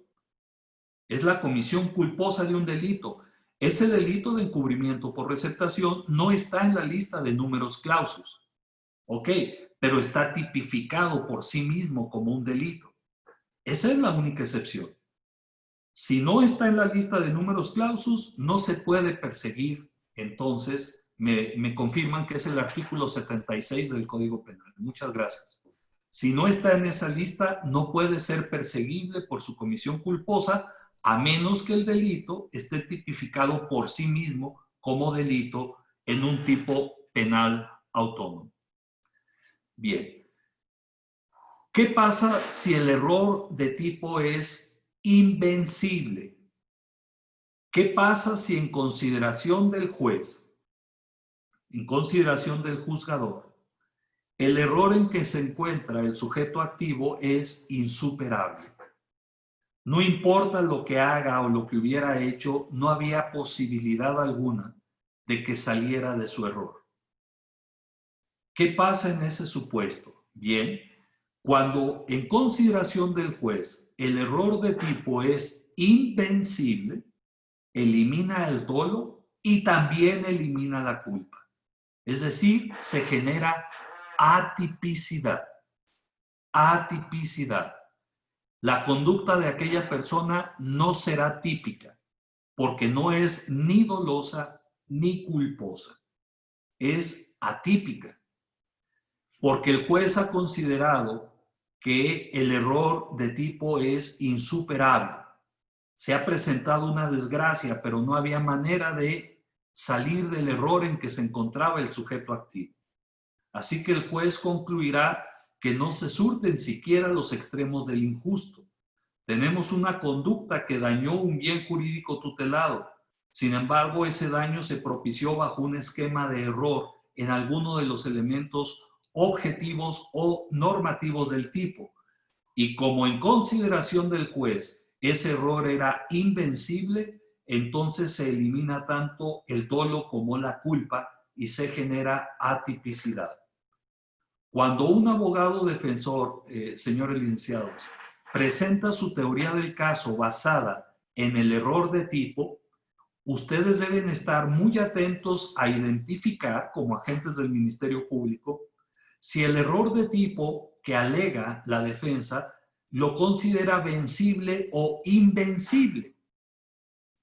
Si la defensa considera que el error de tipo es vencible, estará negando la comisión dolosa del delito y de alguna forma estará aceptando la responsabilidad por culpa. Eso es extraño que suceda, pero no es imposible. Normalmente los abogados litigantes tratan de alegar un error invencible de tipo, aunque tengan conciencia de que se trataba de un error superable. En ese caso, el Ministerio Público tiene que tomar una decisión, señores licenciados, para establecer su antídoto, su réplica a esa teoría del caso. El Ministerio Público tiene que decidir si niega la existencia del error. Es decir, si alega que es falso, que no es verdad que haya error, para mantener el dolo en el sujeto. En ese caso, el Ministerio Público se estará echando a cuestas la carga de la prueba del dolo. Tendrá que probarle al juzgador que no hay error de tipo y que sí hay dolo. Ese es el primer camino que puede tomar u optar el Ministerio Público.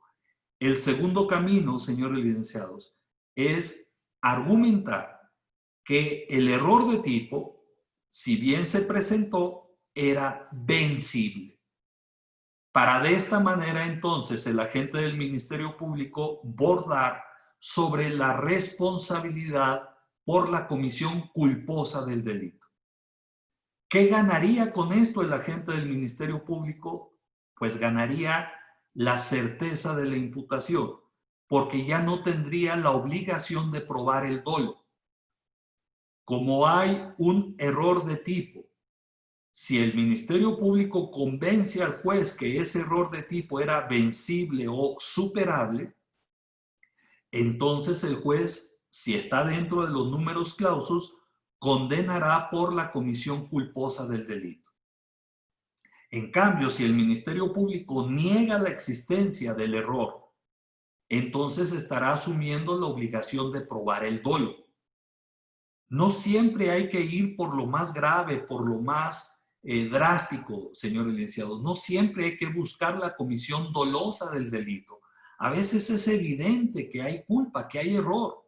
Y lo que hay que pelear como agentes del Ministerio Público es la vencibilidad de ese error para por lo menos obtener una condena por un delito culposo. Si nosotros nos empecinamos como agentes del Ministerio Público a sostener como delito doloso todos los casos que se presenten para buscar una medida más enérgica de sanción, lo que estaremos consiguiendo con ello es elevar enormemente el estándar probatorio para nuestro compañero de litigación, para nuestro compañero de procesos, que difícilmente va a poder sustentar la existencia del dolo. Entonces, vean, es muy importante que ustedes hagan una valoración serena de la teoría del caso de la defensa cuando alegue la existencia de un error de tipo. Se tienen que dar una pausa y valorar cuál de los dos caminos es más conveniente para el Ministerio Público. Si negar la existencia del error y por lo tanto mantener la afirmación del dolo, o bien reconocer y aceptar la existencia del error, pero argumentar que se trata de un error superable o vencible y por lo tanto decir que prevalece la comisión culposa del delito. Vamos a ver un ejemplo de esta situación muy rápidamente, señores licenciados. Imaginen ustedes que un médico le ordena a su asistente enfermera que le aplique una inyección a un niño al cual han revisado, auscultado.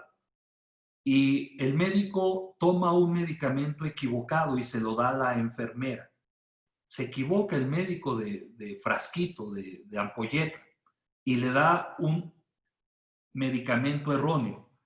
La enfermera toma el medicamento y sin revisarlo, se lo aplica al niño.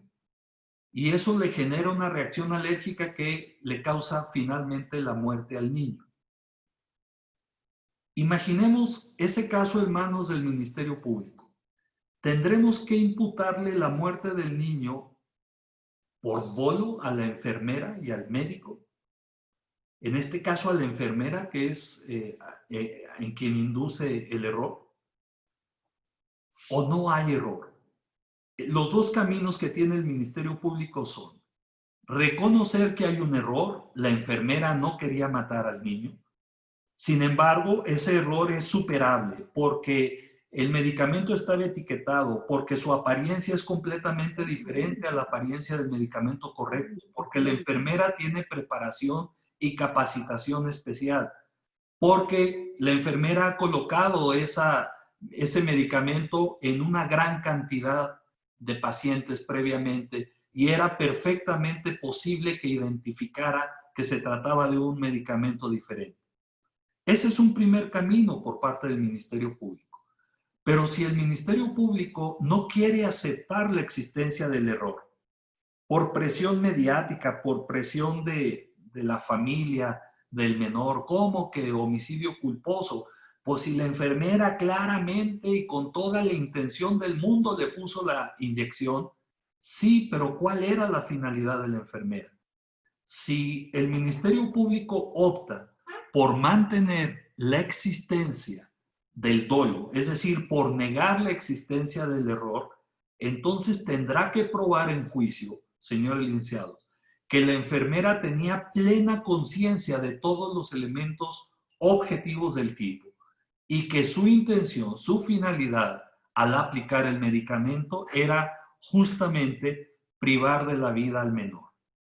Esa será la carga de la prueba que estaremos arrojando sobre el agente del Ministerio Público de Litigación si nosotros negamos la existencia del error. Combatimos la teoría del caso del defensor que alega error de tipo, aduciendo que no hay tal error, que no existe tal error de tipo. Estaremos entonces asumiendo una carga probatoria inmensa como institución para el Ministerio Público y las posibilidades de que se absuelva a esa persona se habrán multiplicado.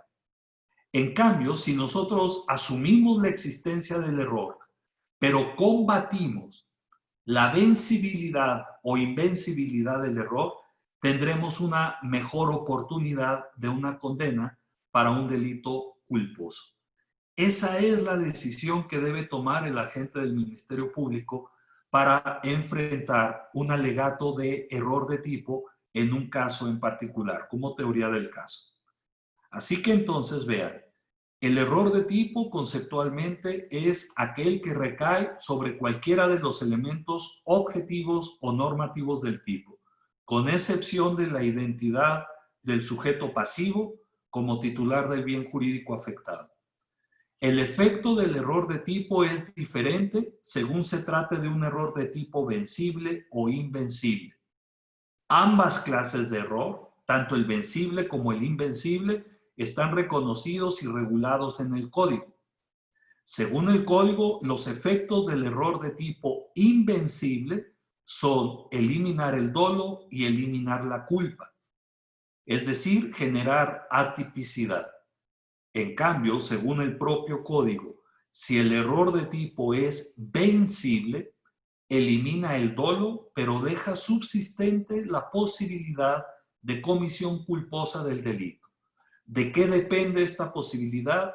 De que el delito se encuentre dentro de los números clausus que establece el artículo 76 del Código Penal. Ese es a grandes rasgos el esquema del error de tipo. Como ustedes ven, se analiza el nivel de la tipicidad. El argumento del error de tipo es un argumento de tipicidad. Lo que se está atacando es el segundo elemento del delito, la tipicidad. Recuerden que el delito es una acción típica, antijurídica y culpable. El alegato del error de tipo recae sobre el ataque a la segunda categoría del delito, es decir, la tipicidad. Bien, en cambio, señores licenciados, el error de prohibición recae sobre una materia completamente diferente. Para empezar, el error de prohibición se ubica al nivel de la culpabilidad, el cuarto elemento del delito. Recuerden, delito es acción típica, antijurídica y culpable. El error de tipo se estudia en la tipicidad, el error de prohibición tiene relevancia en la culpabilidad, en el último de los elementos. ¿Cómo lo ubicamos? ¿En dónde lo ubicamos? La culpabilidad, señores licenciados, es lo que llamamos el juicio de reproche hoy día. Por primera vez se le llamó juicio de reproche a la culpabilidad por parte del maestro Reinhard von Frank, así como suena, Frank, F-R-A-N-C-K, Frank. El maestro Frank, alemán, fue el primero en llamarle a la culpabilidad juicio de reproche. El juicio de reproche o la culpabilidad no es otra cosa que el fundamento y la medida de la pena. La culpabilidad o juicio de reproche hoy día, señores licenciados, es la razón por la cual sancionamos al delincuente y la medida en que lo sancionamos. La cantidad de años que el juzgador individualiza en un caso concreto se basa en la mayor o menor culpabilidad, grado de culpabilidad del delincuente, del sujeto activo. La culpabilidad entendida como juicio de reproche, señores licenciados, está integrada por tres elementos normativos. La culpabilidad está integrada por tres juicios de valor. El primero de ellos es la imputabilidad. La culpabilidad entonces está integrada por tres elementos. El primero es la imputabilidad. El segundo es la conciencia de la antijuridicidad. La conciencia de la antijuridicidad. Y el tercero es la exigibilidad de otra conducta. Ustedes cuando ven una sentencia de cualquier caso penal, el juez desarrolla la culpabilidad abordando estos tres elementos. No es doctrina, señores licenciados, no son teorías. Esto es la práctica, esto es lo que sucede en los tribunales. Los jueces abordan la culpabilidad desarrollando estos tres elementos: la imputabilidad, la conciencia de la antijuridicidad y la exigibilidad de otra conducta. Cada uno de esos tres elementos que integran el concepto moderno actual de la culpabilidad tiene un aspecto negativo que lo excluye. Así como el error de tipo excluye el dolo, en la culpabilidad cada uno de estos tres elementos es excluido por otro elemento que lo anula. Así, la imputabilidad se anula con la inimputabilidad. Ustedes cuando escuchen a un abogado defensor sostener que se trata de un inimputable, lo que ese abogado defensor está haciendo es atacar la culpabilidad, el primer elemento de la culpabilidad. Aquel abogado está basando su defensa en destruir la culpabilidad, el juicio de reproche. El sujeto es inimputable. Estoy atacando el primer elemento de la culpabilidad, que es la imputabilidad. El segundo elemento, que es la conciencia de la antijuridicidad, se excluye, se anula con el error de prohibición, jóvenes. Es ahí donde se ubica el error de prohibición, anulando el segundo elemento que conforma la culpabilidad en el concepto de hoy en día, en el concepto moderno de la culpabilidad. Se anula la conciencia de la antijuridicidad con el error de prohibición. Y finalmente, la exigibilidad de otra conducta se anula con la inexigibilidad de otra conducta por un estado de necesidad. Esos son los tres elementos que hoy día conforman la culpabilidad. El error de prohibición anula el segundo de esos elementos, la conciencia de la antijuridicidad.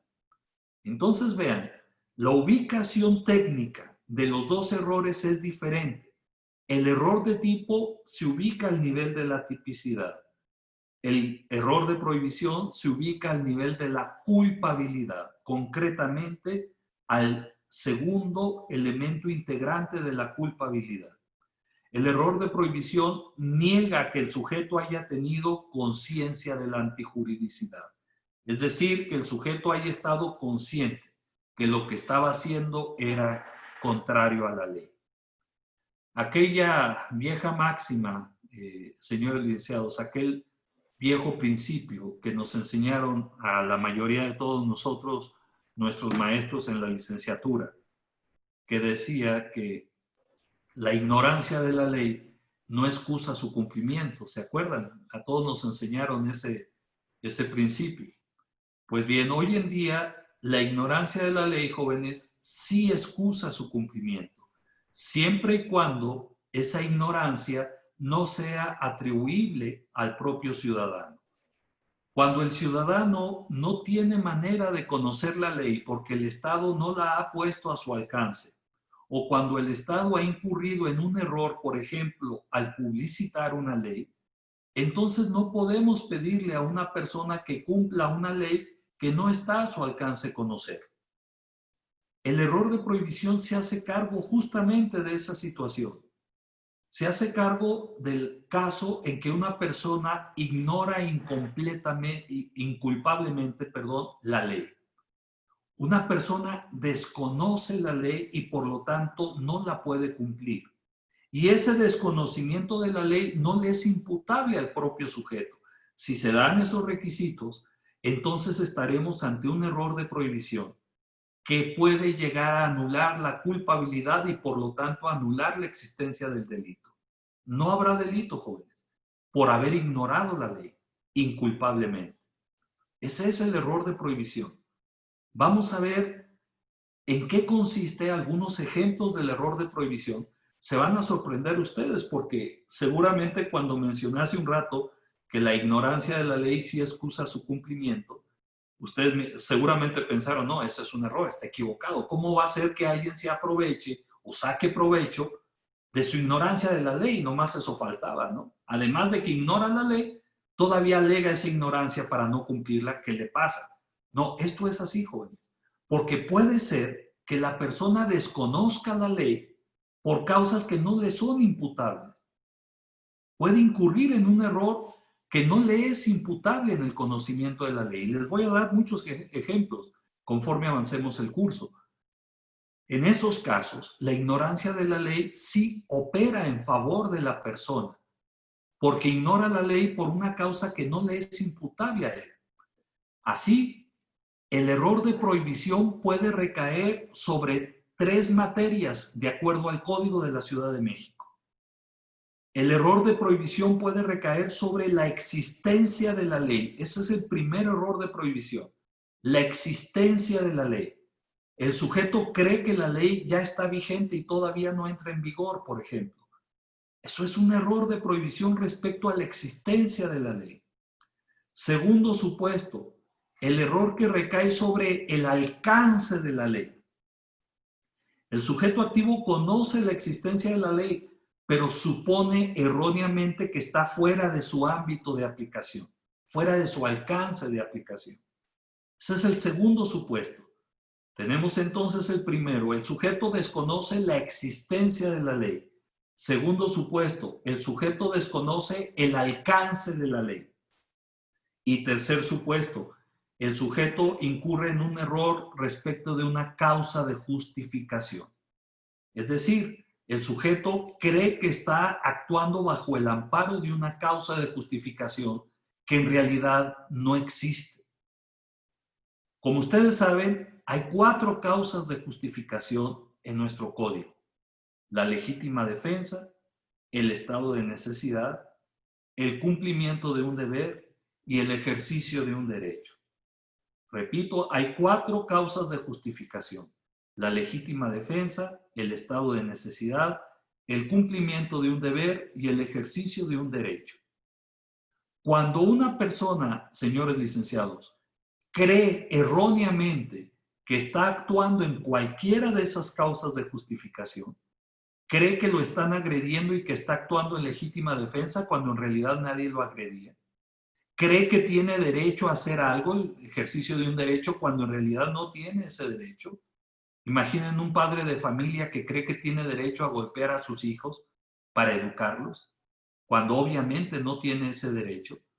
Ese es un error de prohibición respecto de una causa de justificación.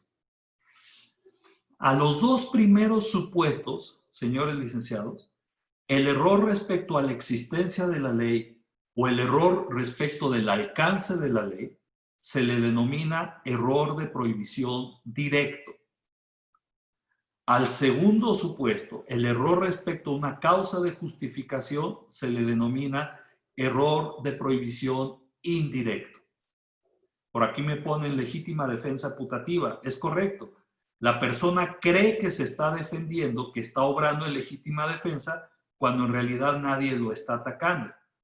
La legítima defensa es putativa. Putativo quiere decir imaginario, jóvenes, que solamente existe en la cabecita de la persona. Él cree que está obrando en legítima defensa, cuando en realidad no existe tal legítima defensa. Se trata de una legítima defensa putativa o imaginaria, que solo existe en la cabecita de la persona, pero que no es real. Entonces tenemos error de prohibición que recae sobre la existencia de la ley o el alcance de la ley, o bien sobre la existencia de una causa de justificación. Vean la diferencia entre el error de prohibición y el error de tipo, señores licenciados. Mientras el error de tipo recae sobre cualquiera de los elementos objetivos o normativos del tipo, el caso del error de prohibición, este recae sobre la existencia o el alcance de la ley o sobre la existencia de una causa de justificación. Esos son a grandes rasgos la diferencia en cuanto a la materia sobre la cual recaen los errores. Vamos ahora, si nos da el tiempo, ya no nos dio el tiempo, el próximo miércoles nos ocuparemos de la clasificación del error de prohibición, las clases de error de prohibición que existen y sus efectos, igual que lo hicimos con el error de tipo. Les voy a pedir siempre que inicio la siguiente sesión que alguno de ustedes voluntariamente haga una pequeña reseña o síntesis de lo que abordamos en esta primera parte, esta primera plática. Una síntesis de lo que hoy dije, cualquiera de ustedes al azar, voluntariamente, para que retomemos la plática justo donde nos quedamos y podamos seguir platicando el próximo miércoles en nuestro curso. Espero que esté siendo claro, que les esté sirviendo lo que estamos charlando y muchas gracias por su atención. Nos vemos el próximo miércoles. Hay por aquí una pregunta que se quedó en si la falsedad en declaración admite la pandilla. La pandilla, ¿qué efecto tiene la falsedad en declaración? Si me hace favor, licenciado o licenciada, de recordármelo la próxima clase, con mucho gusto lo abordamos.